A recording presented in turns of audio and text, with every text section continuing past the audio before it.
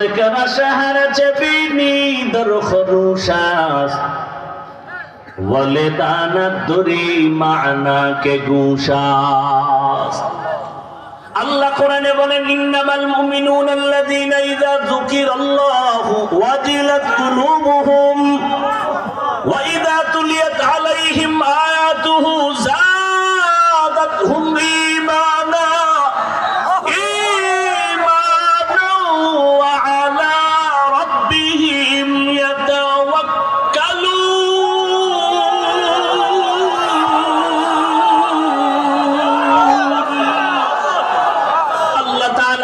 মুমিনের গুণ কি?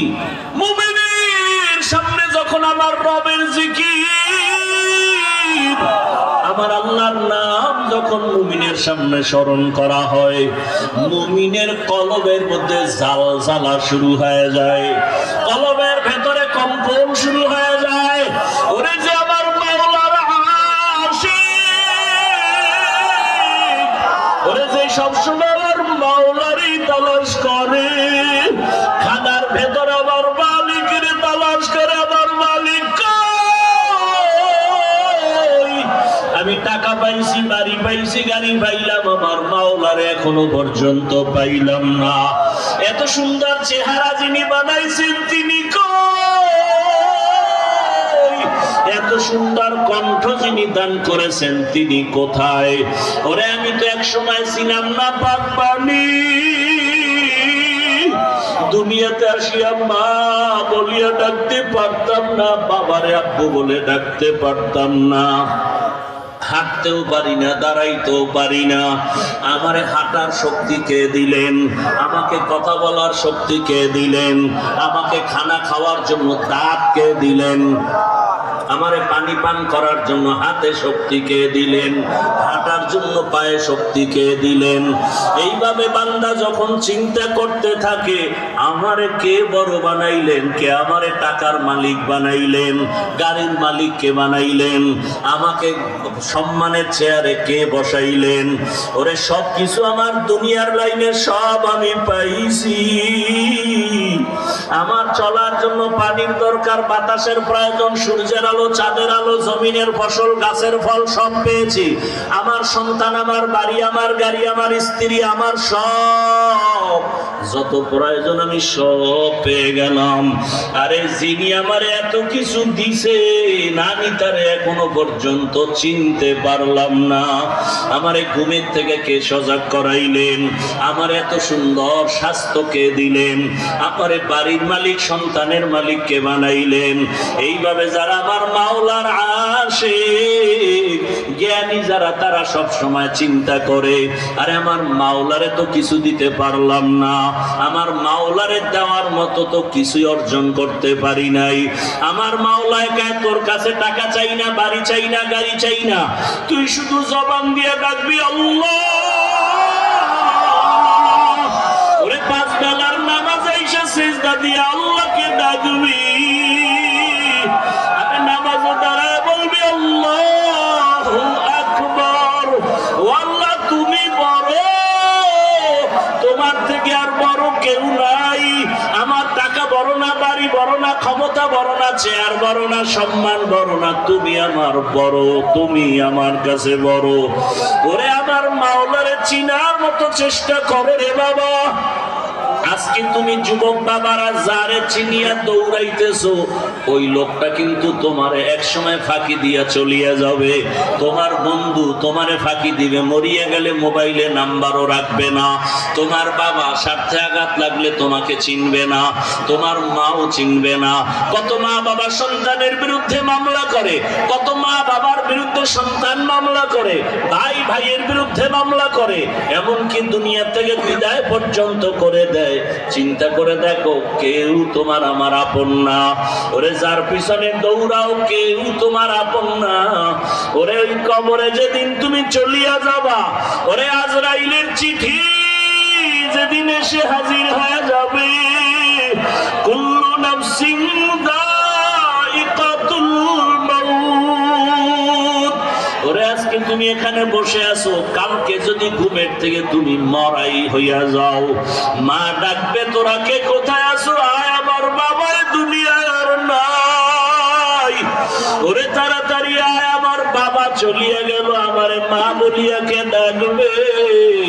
তোমার আমার গায়ের জামা গেঞ্জি বেলেট দিয়া কাটিয়া কাটিয়া রাখবে।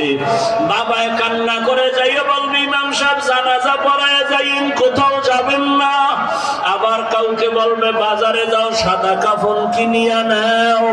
কাউকে বলবে কবর খনন করো, কবরের বাঁশ রেডি করো, কলা পাতা বিছানের ব্যবস্থা করো। কাউকে বলবে যাও তাড়াতাড়ি গরম পানি করো গোসল দেওয়ার জন্য। বাবাও কাঁদবে, মাও কাঁদবে, ভাই বোনেরাও কাঁদবে, কিন্তু কেউ ঘরের মধ্যে একটা দিনের জন্য আর রাখবে না। গরম পানি দিয়ে গোসল করাইয়া সাদা কাফনের প্যাকেটে ঢুকাইয়া মসজিদের খাটিয়ে উঠাইয়া যখন জানাজার ময়দানে নিবে, জানালা দিয়া আম্মু জান বলবে আমার বাবারে কই না, শেষবারের মতো চেহারাটা দেখাইয়া দাও। আমার বাবার চেহারাটা এক নজর শেষবারের মতো দেখিয়ে নেই। কবরের দিকে যখন বাগবাগানে দিয়া হাজির, ওরে মাজায় গামছা লাগাইয়া কবরে যখন রাখবে, ওই কবরে রাখিয়া পাশের চালি বিছাইয়া কলা পাতা দিয়া মাটি বাড়াইয়া বাড়াইয়া দিবে, তোমার কবরে কেউ আর থাকবে না। মাটি দিয়া যখন সবাই কবর থেকে চলিয়া যাবে, ওরে কই গেল আমার মা, কই আমার মা? হসপিটালে আমার মা আসে, অসুস্থ হয়ে হসপিটালে পড়ে থাকলে কেউ না কেউ আমার পাশে থাকে, মা থাকে, বাবায় থাকে, ভাই বোন থাকবে। আরে আজকে আমার কি হয়ে গেল যে কবরে কেউ নাই, একটা মাটি নাই, ডানে মাটি বামে মাটি উপরে নিচে মাটি। ওরে সবাই চলে যাওয়ার পরে যখন ফেরেশতা আসবে প্রশ্ন করার জন্য, ওরে আমি তো গুনাহগার, আমার নামাজ নাই, রোজা নাই, তেলাওয়াত নাই। ওরে আমাকে যখন বলবে তোর রবের পরিচয় দে, আমি তো রবের চিনি না। আমি বলবো হা হা লা আদরি, আমি কিছুই জানি না। যখন বলবে তোর ধর্মের পরিচয় দে, আমি তখন পাগলের মতো হয়ে যাব, হা হা লা আদরি, আমি তো রহমতের নবীরও চিনি না। আমার আল্লাহ তখন গাইবি আওয়াজ দিবে, ও ফেরেশতারা কবরের মধ্যে জাহান্নামের সাথে রাস্তা বানায় দাও। জাহান্নামের আগুনে কবরটা ভরিয়ে যাবে, একটা না দুইটা না 99টা সব কবরে চলে আসবে। নবী বলেন আল্লাহ ডাক দিয়ে বলবে, রে কবরের মাটি, এই গুনাহগার বেনামাজির ধর, দুই দিক থেকে জোরে জোরে চাপ দাও। এত জোরে কবরের মাটি দুই পার্শ্ব থেকে চাপ দিবে, পাঁজরের হাড়গুলো চুরমার হয়ে যাবে। ও আল্লাহর বান্দারা, নবী বলেন জাহান্নামের ভয় অন্তরে ঢুকাইয়া দুই ফোঁটা চোখের পানি ছাড়িয়া কাঁদো। কান্না যদি না আসে, ডানে বামে দেখো কার চোখে পানি আছে। গুনার কথা স্মরণ করে আমার মাওলাকে ডাক দাও, এ জীবনে না করিলাম বান্দাগি, গুনাহ করে কাটাইলাম জিন্দেগি, গুনাহ করে কাটাইলাম জিন্দেগি, তওবা করে